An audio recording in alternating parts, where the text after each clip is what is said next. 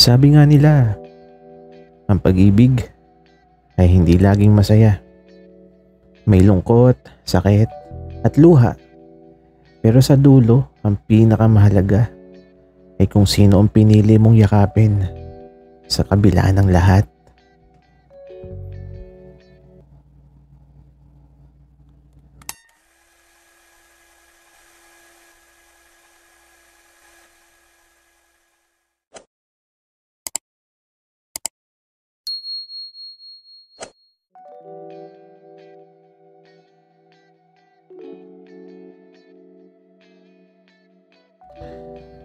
Nang makauwi yung mama ni Akiro, eto, nagsimula na sila sa pagluluto.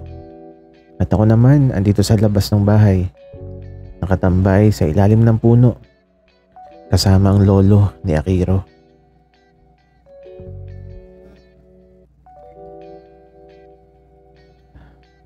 Iho, may napapansin lang ako sa'yo. Mukhang masaya ka ngayon. Hindi katulad ng unang araw na nakita kita. Puno ng kalungkutan ang iyong mga mata. Lo, masaya lang po kasi ako sa lugar na to. Tapos, nararamdaman ko po na payapa yung puso ko. Yung hindi ako nagmamadali sa lahat ng bagay. Mabuti naman at masaya ka, iho.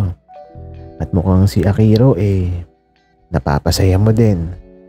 Alam mo, iho, gusto ko na laging masaya yung apo ko.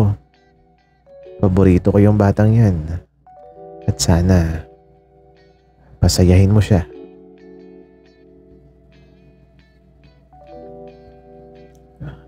Lo, ano pong ibig niyong sabihin? Iho, may mga bagay na kahit ikubli mo sa hangin, mapapansin ng puso ang nais niyang panalangin. Ang lalim naman nun, Lo. Ano pong ibig sabihin nun? Iho, mauunawaan mo sa takdang panahon na kahit batong binigkasan mo ng lihim ay magsasalita sa tunay na nilalaman ng iyong damdamin. Lo, napakalalim naman po. Hindi ko po maunawaan. Pero isa lang po yung mapapangako ko. Hindi ko po sasaktan si Akiro. Iho, mukhang handa na yung almusal. Ayan na si Akiro. Lolo, luto na po. Gab, tara na, kakain na. Wika ni Akiro, kaya ito. Nagtungo na kami sa loob ng bahay. Sa pagkainan, puro mga gulay yung makikita mo. Pero mukhang masarap yung pagkakaluto. Iho, kain lang ng kain ha. Huwag kang mahihiya. Wika ng mama ni Akiro. At bago pa tuluyang kumain ng umagahan, nagdasal muna si Akiro. Ang cute lang talaga pagmasdan ni Akiro habang nagdadasal. Nakangiti siya, tapos nakapikit ang mga mata. Kaya matapos magdasal, kumain na kami. At gusto ko yung mga niluto ng mama ni Akiro. Napakasimple, pero masarap.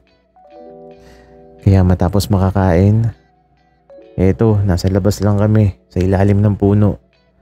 Nakaupo habang pinagmamasdan ng mga dahon na sumasayaw kasabay ng ihip ng hangin.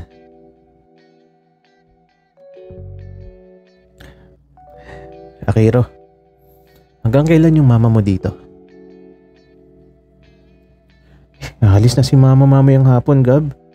Tapos, di ko alam kung kailan ko ulit siya makikita.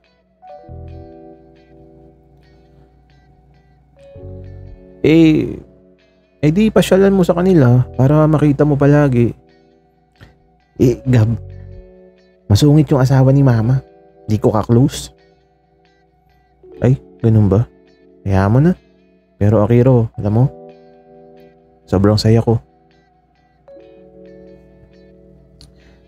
Bakit naman sobrang saya mo, Gab? Ewan ko, Akiro, basta masaya lang ako. Pero, eka nga, mamaya, sure ka ba na sa bahay ka matutulog? Oo, Gab. Ayaw mo na ba?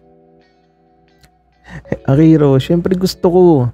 Pero mukhang kailangan kong bumili ng mas malaking foam para makakilos talaga tayo ng maayos.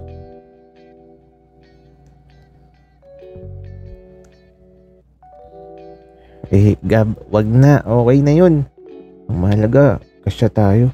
Tsaka, magdadala ako ng kumot. Kasi wala kang kumot sa bahay mo.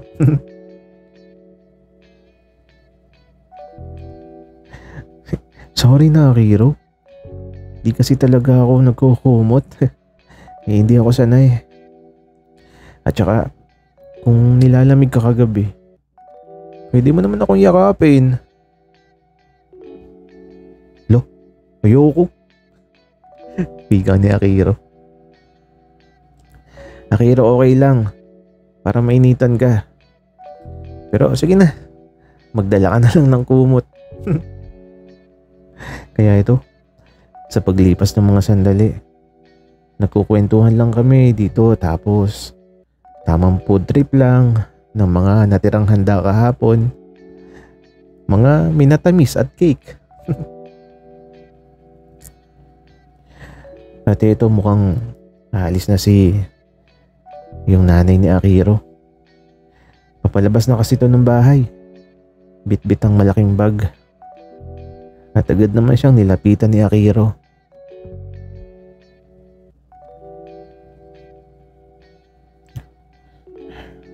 Nanay, ingat ka pag uwi. Anak, mag-iingat ka din dito. Opo nanay, lagi naman po akong nag-iingat. Tara na, ihatid ka namin sa sakayan.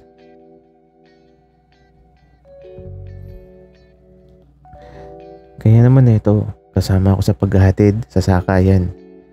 Nagpunta kami sa bayan at bago tuluyang umalis ang nanay ni Akiro, inutusan niya si Akiro na bumili ng ice cream at naiwan ako.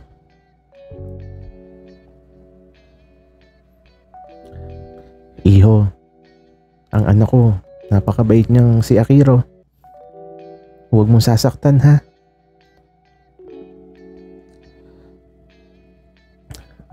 Nako tita, ano pong ibig niyong sabihin? Iho, Gab, halata naman na may relasyon kayo. Halatang gusto mo siya, halatang gusto ka ng anak ko.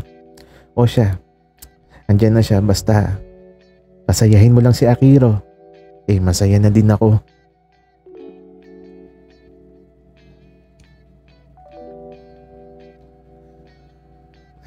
Kaya ito, hindi na ako nakapagsalita. Dumating na si Akiro At yung mama niya, nakangiti lang sa akin. Tila ba mabili ng iniwang salita ng mama ni Akiro. At sa tuluyan niyang pag-alis, naiwan kami ni Akiro na kumakain ng ice cream. Andito lang kami sa plaza, nakaupo sa ilalim ng malaking puno. Tapos, pinapanood ko lang si Akiro na kumakain ng ice cream na parang bata.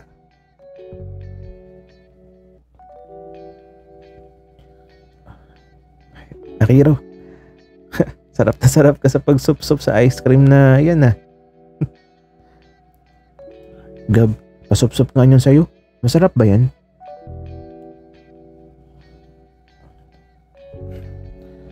Natawa na lang ako. Parang iba yung dating sa akin. Kaya ito, pinasupsup ko siya nung aking ice cream. Hala, ang sarap, Gab. Dapat pala, yun ang pinili ko. Natatawa na lang ako. Parang bata eh. Pero yung bilin ng mama ni Akiro, hindi ko makakalimutan yun. Kaya ito, nasa plaza lang kami, nakatambay. Tapos ayun, kakain na naman.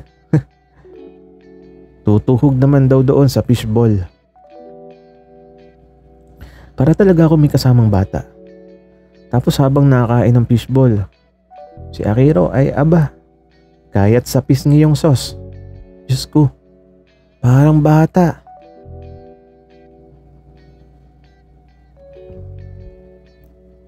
Pero dahil sa mga bagay na to, mas nagiging masaya ako. At laging tinitikman yung binibili ko kapag kasi masarap daw, bibili din daw siya. Pero ako naman yung magbabayad. Utang daw muna at wala daw siyang dalang pera. Ay nako, nakakatuwa si Akiro eh. At sana laging masaya lang kagaya ng araw na to.